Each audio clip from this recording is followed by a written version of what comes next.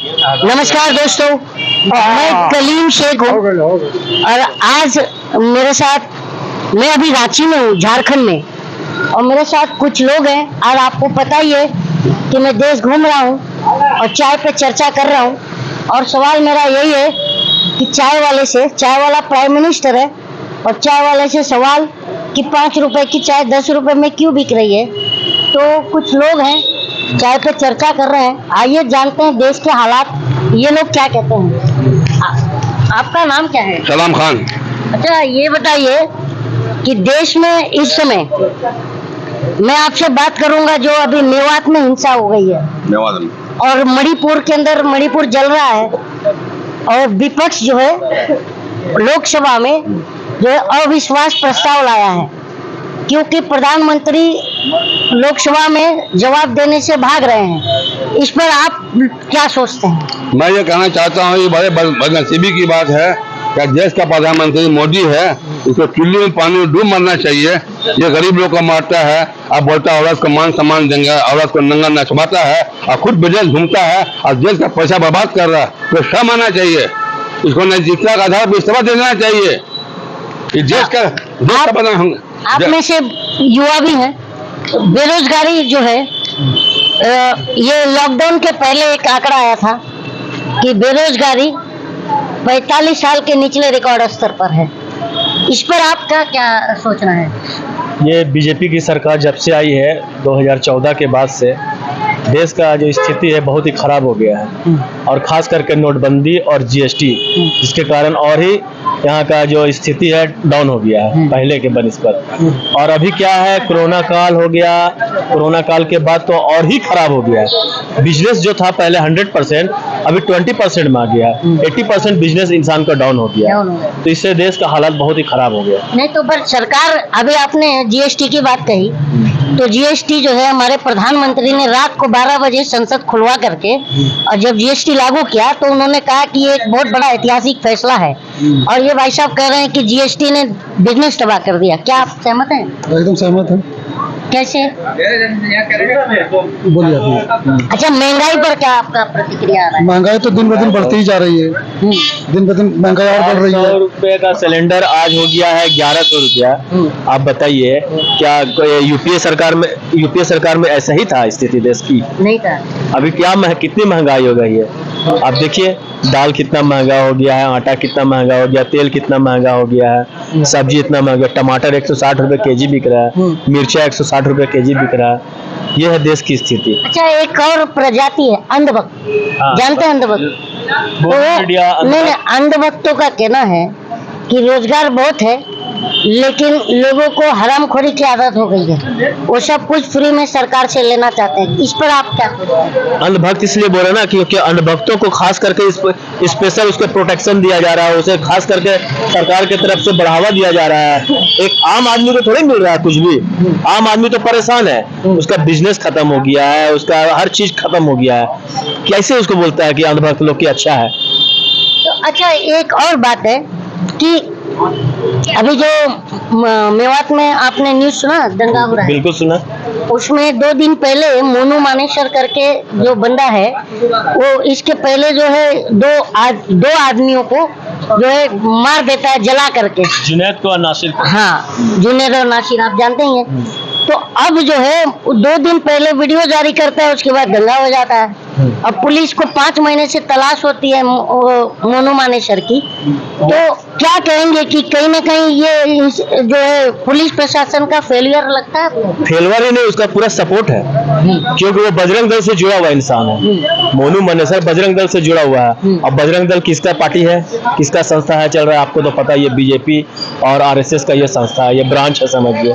इसमें आज उसने टीवी पर इंटरव्यू भी दिया है। तो कैसे नहीं देगा? सारा तो आज सरकार बीजेपी का है, सेंट्रल में है, वहाँ उस राज्य में है उसका सरकार, तो जाहिर सी बात है कि वो घूमेगा क्योंकि वो बजरंग दल का है। अच्छा, प्रश्न ये है कि मान लीजिए कि वो तो एक भगोड़ा अपराधी है, बिल्कुल आरोपी है, बिल्कुल, तो उसको अगर टीवी पे वो मिल जा रहा है और पुलिस को नहीं मिल रहा है तो ये इस पर आपको क्या? मोनू मानेसर तो खुद बोल रहा है कि हरियाणा का पुलिस बहुत अच्छे हैं, हम बहुत सपोर्ट करते हैं, हर मामला में हम मेरा सपोर्ट करते हैं। तो जाहिर सी बात है कि पुलिस का मिली भगत है उसके साथ। मानते हैं? बिल्कुल, सही बात है। मानते हैं ये? एकदम मानते हैं। अच्छा ये बताइए, जो टीवी मीडिया है, जो रात को हर 8 बजे टीवी मीडिया रात को 8 बजे प्राइम टाइम में हिंदू मुस्लिम करता है, तो क्या आप मानते हैं हमारा देश का माहौल खराब करने में मीडिया का योगदान है? 110%।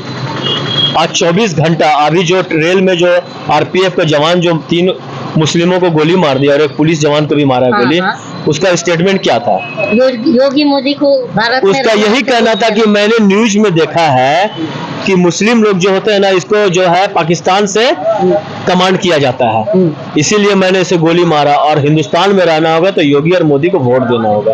ये क्या है? ये मीडिया की वजह से ना दिमाग में लोगों का जहर डाला जा रहा है। आप मानते हैं? बिल्कुल मानेंगे, क्यों नहीं मानेंगे? पहले हम सब मिलके ही रहते थे, पहले में हिंदू मुस्लिम सब मिलके ही रहते थे, आज भी हम लोग मिलके हैं। पटल कर रहा है, ऐसी कोई बात नहीं है। नहीं, ऐसा टीवी कुछ हम नहीं। देखते हैं तो लगता है सिर्फ मीडिया में बहुत दिखता है कुछ नफरत है, भी, लेकिन- सिर्फ मीडिया में दिखता है, बाकी ऐसा कुछ नहीं है। नहीं है। आपसे हम लोग कुछ मतभेद नहीं है। अच्छा, तो ये मुद्दा हमारा अभी 24 का चुनाव आ रहा है, अभी तो 24 के चुनाव में मुद्दा क्या होना चाहिए आपके हिसाब से? बेरोजगारी, महंगाई, महंगाई सबसे बड़ा मुद्दा ये है कि यहाँ जातिवाद धर्म का कोई मुद्दा- जातिवाद नहीं है। हम लोग हिंदू मुस्लिम सिख ईसाई सब आपस में भाई है।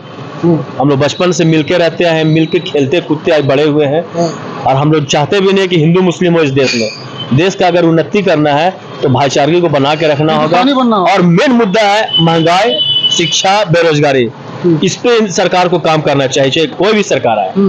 किसी पर्टिकुलर सरकार का नाम नहीं लेना चाहेंगे हम, लेकिन जो विकास का काम करे, बेरोजगारी को दूर करे, महंगाई को कम करे, उसी सरकार को देश को चलाना चाहिए। आपने एक बात कहा कि मार्केट में बहुत मंदी है, हाँ? लेकिन मोदी सरकार कहती है कि बहुत बड़ी बुलंदी है, तो ये तो बुलंदी है कि मंदी है? ये तो गोल्डी मीडिया का सिर्फ प्रचार है। हाँ।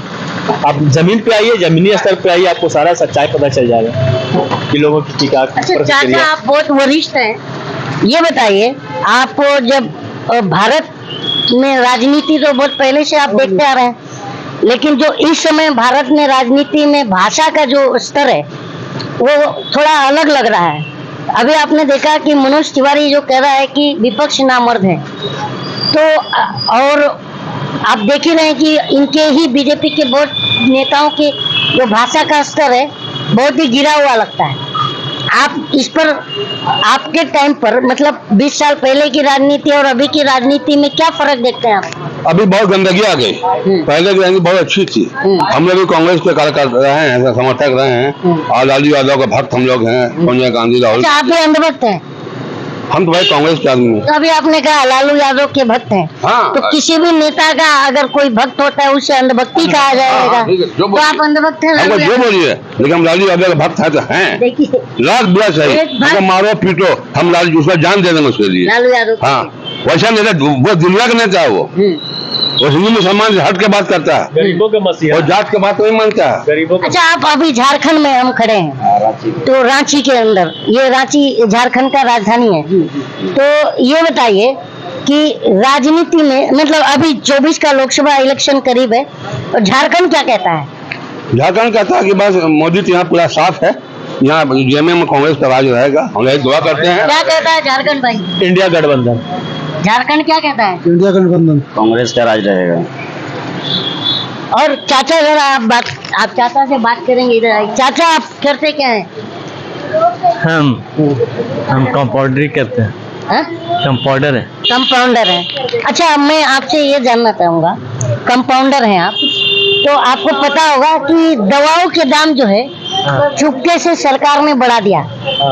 जो दवा 2 रुपए की आती, 2 रुपए में अब कोई दवा नहीं आती, 1 रुपए में। आपको ये पता होगा, आप खुद कंपाउंडर हैं, तो ये आप मानते हैं कि ये मतलब चुपके से बढ़ा दिया गया दवा, और ये जो दवा का दाम जो बढ़ गया, इसमें ज्यादातर आम गरीब ही पिस जाएगा? जी हाँ, वही पिसता है। अच्छा, आप एक अपना एक ये बताइए, जो गरीब मेरा साथी लोग चला गया अभी। साथी लोग चला गया, बोल देंगे उसके बाद। हाँ, बोलिए। दवा का दाम जो है बहुत ज्यादा बढ़ गया है। दवा का दाम बढ़ गया तो ये बहुत जाती है, इसको सरकार ध्यान देना चाहिए, है ना।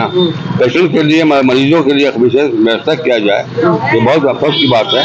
अभी बहुत सस्ता दवा मिल भी रहा है, गवर्नमेंट की व्यवस्था किया, सस्ता दवा जो खोल दिया है, इससे कुछ लोगों को फायदा है। कितना सस्ता है? सस्ता है, कम से कम हमको लगता है 30%। 25% ड्रेस। वो तो ऐसे जेनरिक दवा पर ऑलरेडी कोई भी मेडिकल पे जाओगे तो हाँ। 10-20% तो ऑलरेडी डिस्काउंट मिल ही जाता है। पर वो मेरा ये कहना है, जैसे अभी डायबिटीज का ही एक एग्जांपल पकड़ेंगे तो देश में कम से कम 35-40 करोड़ लोग डायबिटीज पेशेंट हैं, और जो डायबिटीज का दवा 30 रुपए में आता था, आज वो 100 रुपए में आता है। 3 गुना बढ़ गया है डायबिटीज का दवा। तो अगर गरीब को डायबिटीज हो गया तो क्या करेगा? वो तो बेचारा मारा जाएगा।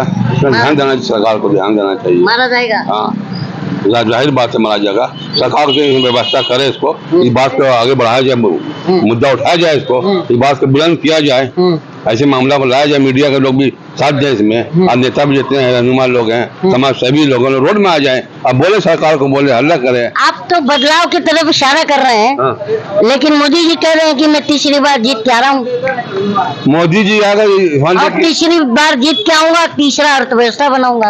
ये झूठा कार्य करता है ना, ईवीएम मशीन में खेल करता है। ये धोखा दे के आता है, ये धोखा दे के आया था। आप क्या मानते हैं, मोदी जी सच बोलते हैं? नहीं, झूठा। झूठ बोलते हाँ, झूठ बोलता है, ये झूठा। देखिए, ये पब्लिक का प्रतिक्रिया है। और मैं अभी खड़ा हूँ झारखंड में, झारखंड का जो राजधानी है रांची, यहाँ पर खड़ा हूँ। और मैं सोचा कि चाय पे चर्चा करेंगे, और पीछे चाय वाले भाई साहब हैं, हमने चर्चा किया और लोगों की जो प्रतिक्रिया रही, जो मेरे सवालात रहे, उनके जो जवाब रहे, उसमें कहाँ तक सच्चाई है आप कमेंट बॉक्स में जरूर बताइएगा। और देखते रहिए मेरे साथ nation voice with Kaleem Sheikh. और मैं पूरा देश घूमूंगा। और मेरा बार बार कहना है कि हमने 14 में चाय बनाई, 19 में गर्म किया, और 24 में अगर चाय गर्म करेंगे तो चाय जहर बन जाएगी। यही मैं बार बार कह रहा हूँ। जय हिंद, जय भारत।